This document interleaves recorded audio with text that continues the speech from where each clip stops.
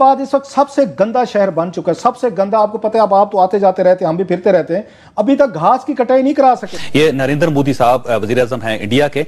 आज महात्मा गांधी का यौम पैदाइश था और इस पे नरेंद्र मोदी साहब ने ये ऐलान किया था कि तमाम बड़े ऑफिसर्स आज के दिन, छुट्टी के दिन, अपने दफ्तरों में आएंगे और उन दफातर के टॉयलेट साफ करेंगे और सफाइयां करेंगे। भारतीय वजीर-ए-आज़म नरेंद्र मोदी ने भी एक मर्तबा बताया कि वो तोशाखाने के तोहफे नीलाम करके इनसे लड़कियों के स्कूल बनवा देते हैं।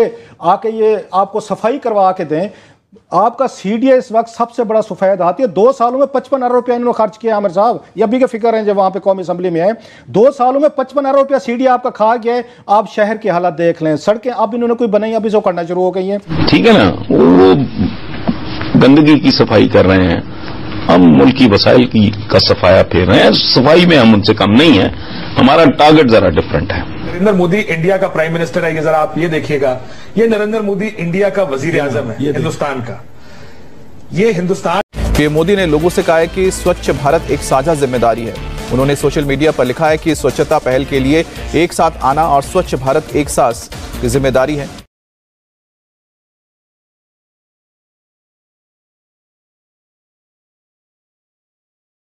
मैं गंदगी नहीं करूंगा, न गंदगी करूंगा, न गंदगी करने दूंगा। अगर गंदगी से देश को मुक्ति दिलानी है तो फिर हमें तय करना होगा, हम गंदगी नहीं करेंगे। आपको खड़ा होना पड़ेगा मेरे साथ टीम स्वच्छ भारत मिशन का हिस्सा बनकर, और हम सब मिलकर एक ऐसा इंडिया बनाएंगे जहां हर कोई टॉयलेट यूज करता, क्योंकि जब सब टॉयलेट यूज करेंगे तो सब प्रोग्रेस करेंगे। पीएम मिनिस्टर जब दूसरे कंट्रीज में जाते हैं, उन्हें उस तरीके से रिस्पेक्ट क्यों नहीं दी जाती? खासतौर पे पाकिस्तानी ही डियास्पोरा जो वहाँ पे मौजूद हैं, वो क्यों नहीं उस तरीके से वेलकम करते, रिस्पेक्ट देते? आपने देखा होगा कभी हम मरियम औरंगजेब साहबा के अगेंस्ट प्रोटेस्ट हो रहा है। इवन अगर नवाज शरीफ के घर की बात करें, डेली वहाँ पे प्रोटेस्ट होते हैं। क्या कहना चाहेंगे?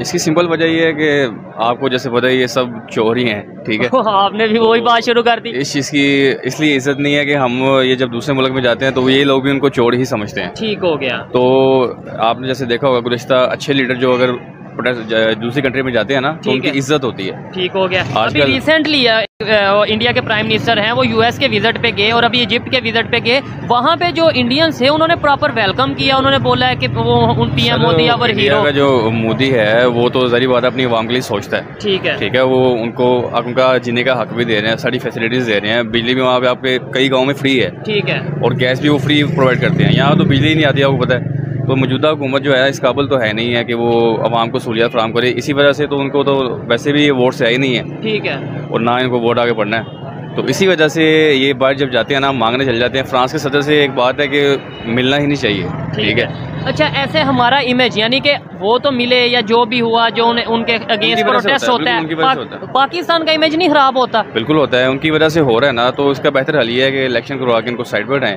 ठीक है। जो जिसको आवाम चाहती है उसको लेके आए। और एक और चीज, जब ये चीजें इंटरनेशनल लेवल पे, इंटरनेशनल मीडिया पे देखी जाती हैं, तो इंटरनेशनल बिजनेसमैन है जो पाकिस्तान में इन्वेस्टमेंट वो कहेंगे कि यार ये क्या, ये तो चोर चोर के नारे लग रहे हैं, वो प्राइम मिनिस्टर के अगेंस्ट या इस तरीके से, तो मैं इधर इन्वेस्टमेंट क्यों करूँ? प्राइम मिनिस्टर का काम होता है आवाम को एतमाद में लेके आना। ठीक है। अगर वो एतमाद में लाएंगे तो आवाम उसमें ट्रस्ट करेगी, फिर इन्वेस्टमेंट बाहर से आएगी। ठीक है। तो इन्वेस्टमेंट इसलिए नहीं बाहर से आ रही कि ये लोग आवाम को एतमाद में नहीं ले रहे। और दूसरी साइड पे अगर जो मैंने बताया विजिट है उनका इंडिया के प्राइम मिनिस्टर का, वो एलन मस्क ने बोला कि हम इंडिया इन्वेस्टमेंट, अमेज़न ने बोला कि हम पता नहीं 15 बिलियन की इन्वेस्टमेंट जो उनसे वो इंडिया लेकर जा रहे हैं। इतने बड़े बड़े बिजनेसमैन या इतने बड़े बड़े प्रोजेक्ट जब इंटरनेशनल लेवल से इंडिया में जा रहे हैं, क्या आपको नहीं लगता कि वो मजीद उनका एक तो इमेज भी बेहतर हो रहा है? इंडिया की करेंसी तो इंटरनेशनल लेवल पे तो चढ़ गई हुई है वैसे भी। और दूसरा है कि इंडिया जो है ना हमसे काफी आगे निकल गया हुआ है। वो कैसे आगे निकला? मैं उधर भी इंसान है, और खास तौर पे इंडिया का जिक्र इसलिए किया जाता है कि 1947 में सफर इकट्ठे स्टार्ट किया, वहाँ पे भी वही सिस्टम था, वहाँ पे ऐसे ही शायद पॉलिटिशियन के साथ उन्होंने ये भी कहा था कि मैं खुद झाड़ू दूंगा दिल्ली की सड़कों पे। आप इस वक्त मुलाहिजा कर रहे हैं कि नरेंद्र मोदी झाड़ू दे रहे हैं और इसके साथ साथ ये दूसरे अपोजिशन लीडर केजरीवाल, आप इनको भी देखिए कि ये नाली साफ कर रहे हैं। ये भी एक किस्म की सियासत है।